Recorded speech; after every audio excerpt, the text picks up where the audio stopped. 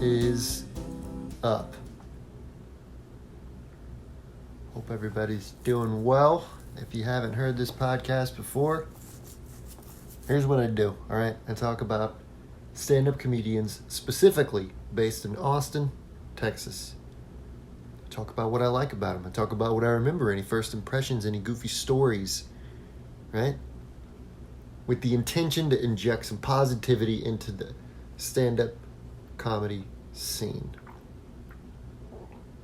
Stomach's making wild noises. That's excitement brewing in my stomach.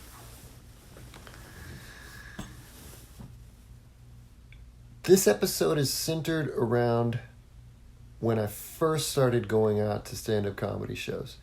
I'd been a stand-up comedian fan for years, but I didn't ever go to any shows. The only time I'd seen stand-up comedians was during open mics in Houston when I was still a musician. Saw some bad ones, but the ones I'm talking about today, they're good. So today, I'd like to talk about Nick Saverino. I'd like to talk about Kelley, and I'd like to talk about Andrew Clarkston. So I know these three gentlemen I know of them from the Spider House open mic that used to go on at midnight. Talked about it before in previous episodes.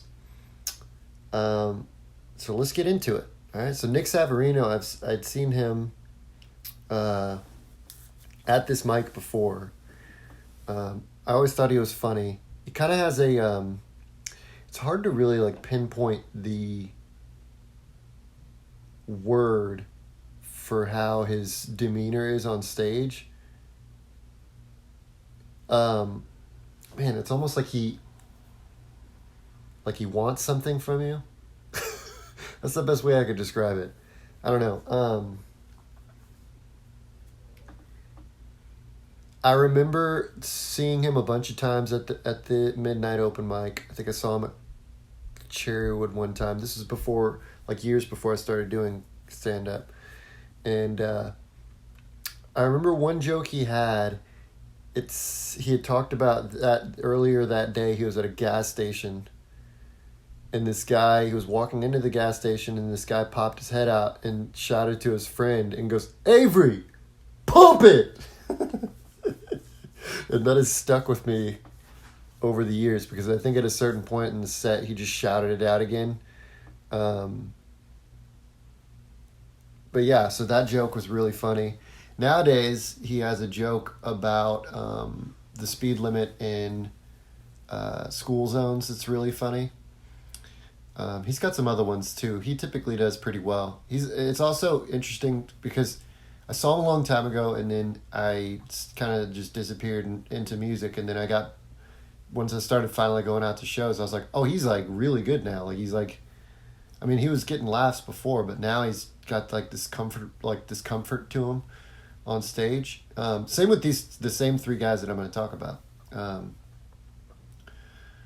But yeah, shout out to him, man. Hope you're doing well there, Nick. The second guy, Kelley, was also somebody that I saw a bunch at this Spider House open mic.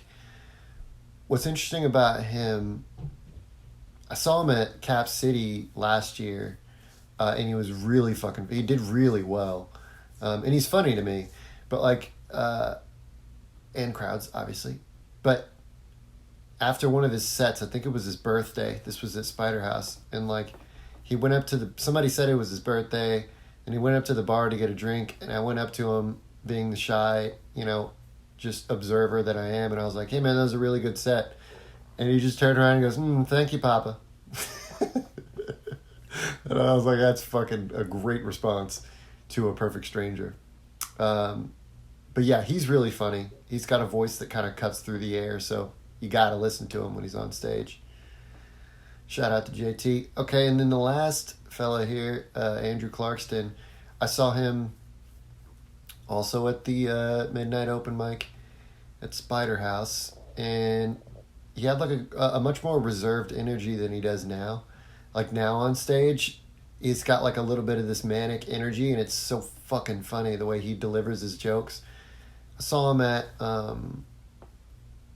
what's his name? Derek Copswa. I saw him at his house. He did a set, and he talked about his couch and his bed being jealous of each other. And, I don't want to give too much away, but it was really fucking funny.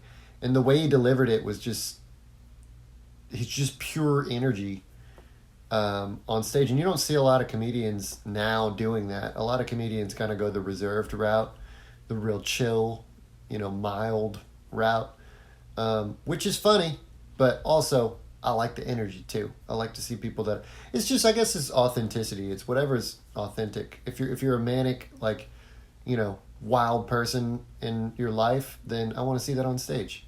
If you're nice and chill and vibed out, bro, then I want to catch that on stage too. Just be authentic, be yourself, But that's all I got. So hope you three gentlemen are doing well. If you're a stand-up comedian in Austin, there's a good chance I'm going to talk about you at some point. I'm coming for you. I'm coming for you, crowd. Sorry, that's like a Louisiana accent there. But,